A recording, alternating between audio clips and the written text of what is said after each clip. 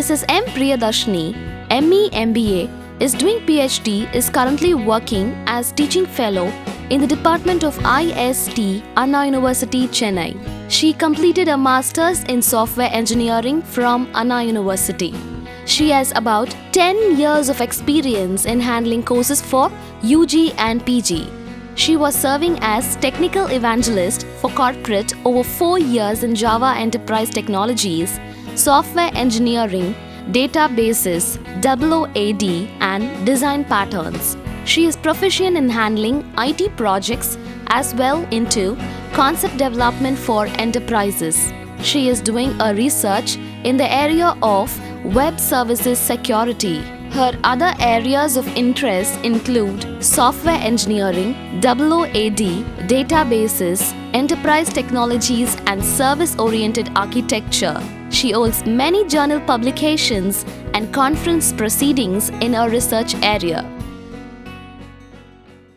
Welcome to UGC lecture series in Computer Science part 17. So, in today's session we are going to see about networking basics, INET address, URL and about URL connection. So, first we will go in for networking basics.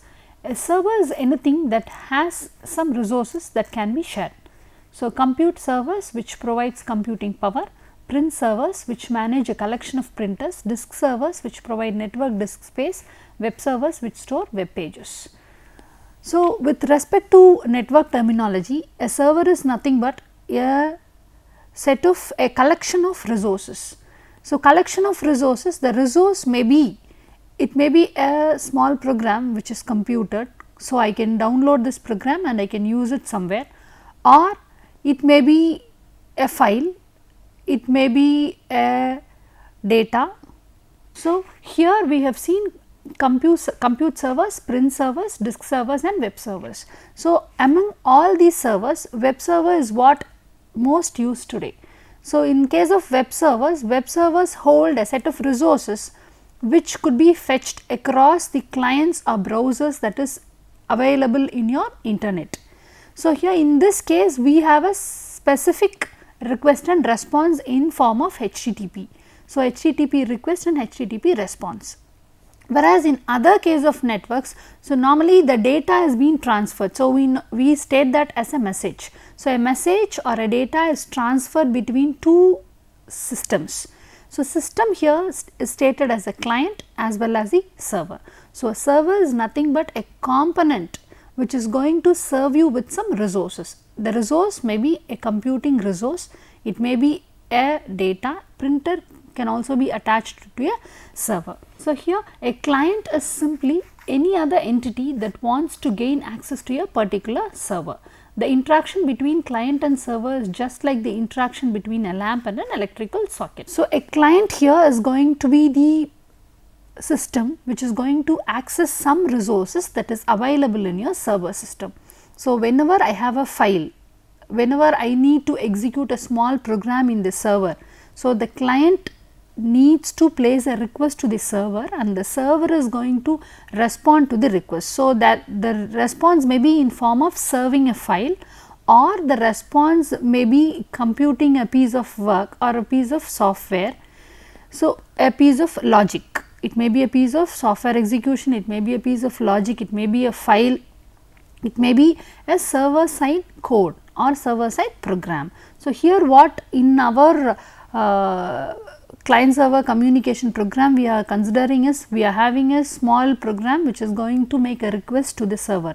So, the program which is going to make request to the server is our client program, and in case of server we execute a logic and give the response to the client. So, client places a request to the server. So, and then here it's also stated that the client and server is similar to that of your lamp and electrical socket. So, in this case, so in case of your socket where we have many sockets available and we can plug into the socket and we can receive the power from that particular socket. So, similar to that, your server is available and you can have many clients which could connect to the server and receive the response. So, in terms of anything, so it may be in terms of, as I already told you, it may be in terms of file or it may be in terms of response or some execution. Here we have few networking protocols that is discussed upon. One is TCP/IP, UDP and your HTTP. So, TCP/IP is nothing but your transmission control protocol or internet protocol. UDP is your user datagram protocol. HTTP is your hypertext transmission protocol. So, whenever I try to send and receive some data between my client and server, so the hardware components that is associated with your client system and your server system needs to follow a set of rules in order to transfer the data. So, the set of procedures or rules are nothing but protocol. So, here we can use any of these protocol in order to make a client server connectivity. So, your TCP/IP is nothing but transmission control protocol and then your internet protocol. So, this is used widely in our network in order to make a transmission between two systems. So, the transmission will be in terms of zeros and ones. So, the base transmission will be in form of zeros and ones, whereas the changes that need to be done from your program, then from your application. So, think that you are having a GUI, a graphical user interface. From that graphical user interface, we need to convert that into a level of zeros and ones. So, all these are done in various stages by your network layers. So, your network layer is going to split your application into segments, and those segments consist of zeros and ones, which indeed is sent across your network. So, that's the final transmission that takes place. So, while I do this transformation, the protocol which I use to do this transformation is my TCP and IP. So, I can follow TCP/IP protocol or I may follow my user datagram protocol. So, the difference between your TCP/IP and your UDP protocol is your TCP/IP protocol is connection oriented protocol. So, if I have a client and if I have a server machine, if I need to make connectivity between this client and server machine, so in that case what I need to do is I have to have an acknowledgement of the data that has been sent as well as received. So, for example, you can take that. So, I am going to send the data. So, before sending a data, I establish a connectivity between the two systems. So, it is connection oriented. So, there should be a physical connection between these two systems, and then once I receive the data at the receiver end, there will be an acknowledgement sent back to your TCP. So, this is a reliable connection, whereas in case of user datagram protocol, we send the data, whereas at the receiver end it is not necessary that the receiver should be available at that point of time, and it is also not a reliable one because you do not get the acknowledgement back when we use your UDP, that is your user datagram protocol.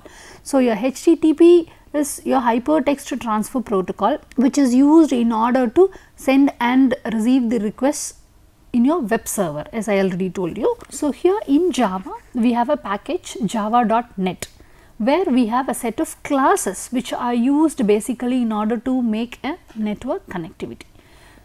So, here first one is your inet address class, next is your URL class, your URL connection class, socket class, and then your server socket class. So, with the help of all these classes, we will be able to create a connectivity from your client system to your server system. So, whenever we need to have a connectivity, we should know certain details in order to get connected to your system. So, the basic detail is the ID of the system. So, I need to uniquely know to which system I need to connect. So, first we will look into IP address. What is IP address? So, every computer on the internet has an address. An internet address is a number that uniquely identifies each computer on the net. So, TCP/IP is a protocol where IP stands for internet protocol. So, for each system in the network, we have a unique number that has been assigned. That number identifies the system uniquely. So, if I need to send a message or a text to a particular system, so in that case I should know the address of that particular system. That address is named as IP address, that is your internet protocol address. So, you can see that IP address consisted of a 32-bit value. This address type was specified by IPv4 addressing scheme. IPv6 uses 128-bit value to represent an address. IPv6 is downwardly compatible with your IPv4. So, this IP version 4 is an addressing scheme based on which we normally assign IP address to each system on our network. So, again it has been increased due to the increase in size of the systems in the network. They have increased the number of addresses by using another scheme called IPv6. So, IPv6 is downward compatible with that of IPv4. So, IPv4 has a 32-bit value, whereas your IPv6 has a 128-bit value. What we do is we try to assign any system in the network with an IP address based on your IPv4 or based on your IPv6. So, IP address is a sequence of 4 numbers between 0 and 255 separated by dots. So, we will have 4 numbers, each and every number can have a value between 0 and 255. Most internet users are on class C network, since there are over 2 million networks in the class C. So, your IP address is a sequence of bits. So, you can see that you have your class A address or class B address, C or D or E. So, all these classes are nothing but in order to identify the network type. So, whenever I want to uniquely identify a system, I separate the values using dot. So, here the minimum value you can assign to one particular set of values is your 0, and then the maximum value that you can set is 255. So, the first byte of the class C network between 192 and 224. The last byte actually identify an individual computer among the 256 allowed on a single class C network. So, as already told, C is the normal class that we follow in order to address our system.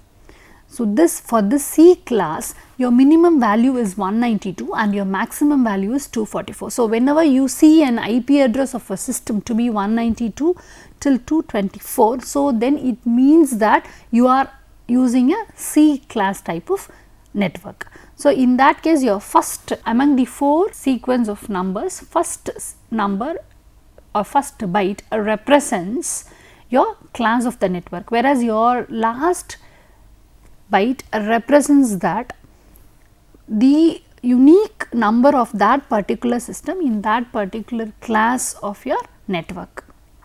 So, first byte, I normally whenever I look at the IP address, the first byte will define me with the class of that particular system, and then my final byte will represent me with a unique number of that particular system on that particular network. So, with this I can gather some information regarding my system. So, this will be unique anyway. So, if I need to connect to a system, I need to use this particular address in order to connect to that system. So, next is about domain name. So, the name of the internet address called its domain name describes a machine's location in the namespace from right to left. So, here you can see that your domain name starts with www and your name and then your domain. So, here you can see that this domain is going to specify under which particular type of domain your particular system comes. So, this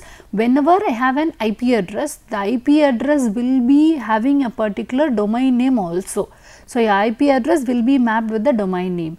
When you go in for your large scale, if you go in for your web applications, we use this particular domain name in order to identify your particular resource across the networks. So, here for one particular network also we can have a domain name. Under the domain name you can have many systems being connected. So, many systems can be connected under a particular domain name. So, you have IP address as well as we have a domain name in order to uniquely identify a system. So, whenever I need to access this, so I am having a system, I need to know my IP address. So, then in that case I need to use a class in order to know this. So, the class is nothing but your INET address.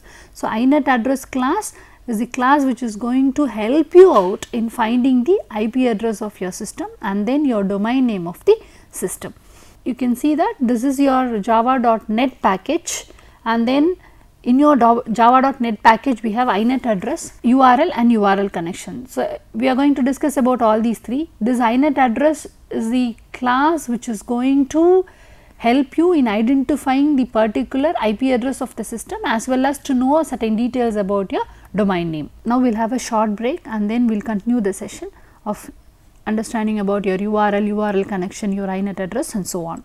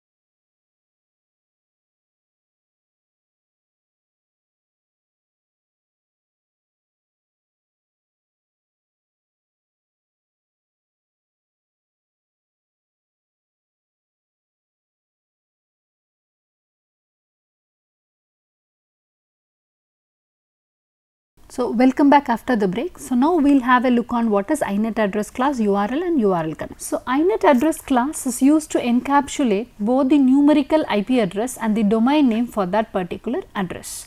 This class can handle both IPv4 and IPv6 addresses. INET address is a class that is available in your java.net package. This class is used in order to know IP address of your system as well as your domain name of the system, and then after identifying this particular domain name and address, we can establish a connectivity between two systems. So, if I am going to have a socket in order to make a connectivity between the system, or if I am going to have a server socket which is going to be at the other end, in that case I can have the address of that particular system by using your INET address. So, I have certain methods which are used in order to extract the INET address of the system, and using that you can establish a connectivity. So, this INET address can handle IPv6 as well as IPv4 type of addresses. So, here INET address class have no visible constructor. Factory methods are used to construct INET address object. Factory methods are merely a convention whereby static methods in a class returns an instance of that class. We have seen static methods. So, static methods are the methods which could be directly accessed with the class name without instantiating a class. So, INET address has methods, static methods. So, here they are factory methods also. So, factory methods are the methods which are used in order to create instances. So, factory is a pattern, a design pattern which could help you in creating objects. So, normally this factory methods will have get instance method to get the instance of that particular factory. So, this may be for this factory could be used for any purpose. So, here we have factory methods which are used in order to create or construct your INET address class objects. Explicit constructors or direct constructors for your INET address class. So, static INET get localhost throws unknown host exception. So, you can see here get localhost method will get your current systems. It means that the system currently your program is running, and this will return your current system's INET address value, that is your IP address value. Next is static INET address get by name. So, here your parameter is the host name, you are going to give your host name and then you are trying to get your address value. So, here you can see that get all by name. So, this get all by name will help you in getting all the IP addresses that is associated to that of a particular domain.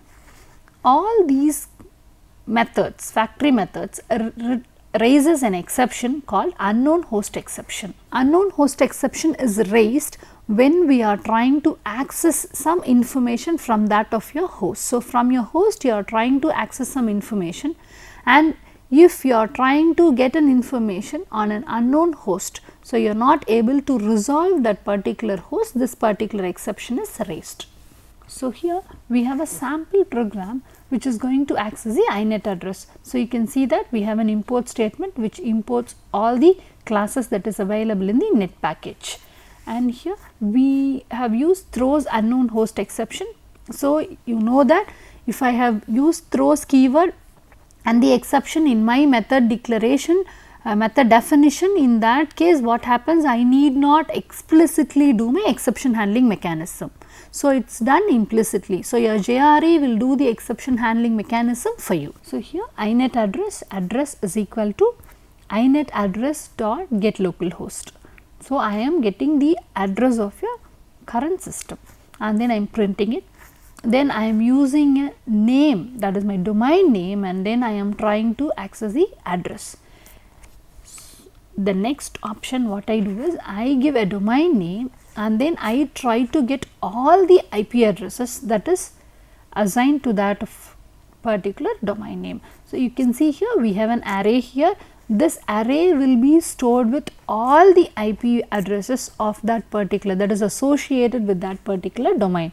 So now I can use sw.length. Length is nothing but the value which says how many number of elements is available in your array, and then I try to print the elements. So here the elements are nothing but the IP addresses that is associated to a particular domain name. So this INET address class is used in order to resolve the host information. So if I want to know any host information, I use this, and also whenever I establish a connectivity, I can use this particular INET address and try to make the connectivity. Here you can see that you have methods such as get host address, get host name.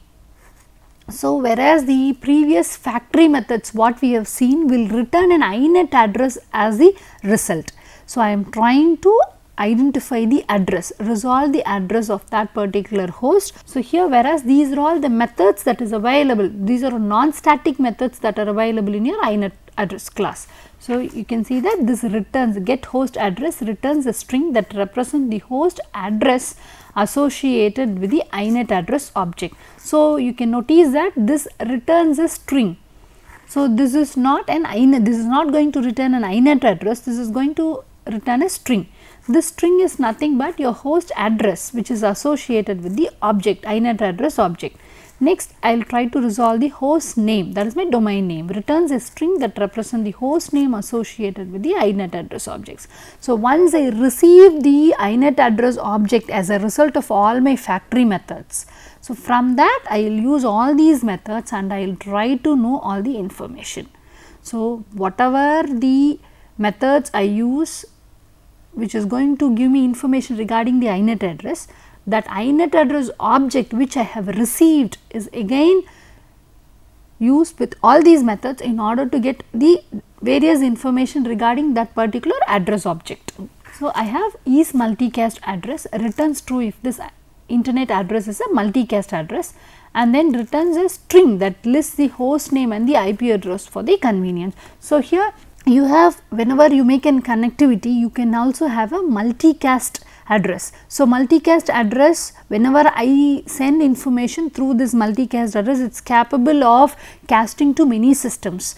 If that property, if the property of that particular IP address so is multicast, so then this will return a boolean value to true.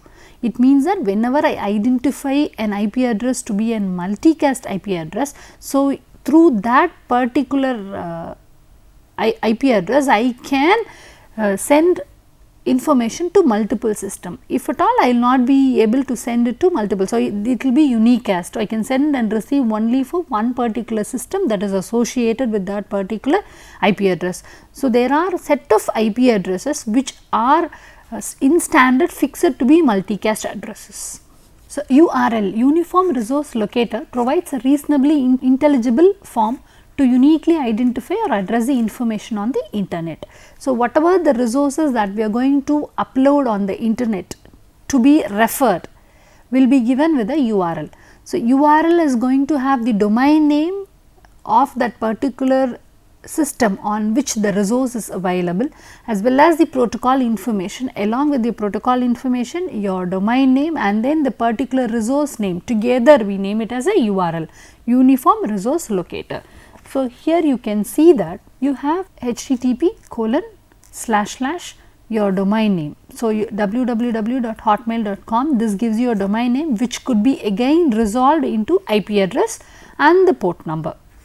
So, you can see that this is the format, protocol : / your host number : the port number, the IP address of your system and then your port number : port number, or it could be resolved into a domain name and then the file information. So, here you can see that here hotmail.com is given, here hotmail.com/index.html is given. So, by default whenever I take a web application, the index.html or index.php or index.jsp will be the first welcome file that will be displayed as the first page. So, in that case I need not specify the first page as index.html in case of the web application. If at all I give a domain name, the by default the welcome page will be displayed. So, to activate the other resources, in order to access all the other resources, we have to specifically give the file information that is needed in order to access that particular resource from your net. So, here the protocol what we have used is Hypertext Transfer Protocol. So, this resource is available on web server. Here you can see that Java's URL class have several constructors, each can throw a malformed URL exception. So, malformed URL exception means that I have given you the format in which your URLs could be constructed, your protocol, then your : / your host, your domain name and then particularly your file information. If anything is wrong with respect to the format, then an exception is raised called malformed URL exception. So, here URL class is used to construct a URL. So, it will be just a string. This string will specify a particular URL. So, I have a various constructor which could be used in order to construct URLs. So, here URL string and then URL specifier. So, I can directly give the URL that is in the particular format of the URL, or else I can construct a URL using the protocol name, the host name, port and the path. Even I can use URL, protocol name, string, host name and then my string path.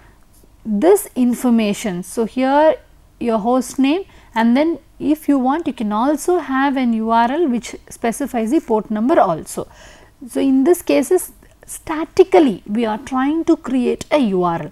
So, this is nothing but this is a specifier and this is not going to dynamically connect to a network. Once I create a URL class, it means that statically I am trying to create a string which is in form of URL. It does not mean that whenever I say URL, it does not mean that it has to be connected to net, the resource has to be checked. So, now just I am checking whether this particular URL is of correct format. That resources may be an valid resource or it may not be an it may be an invalid resource also.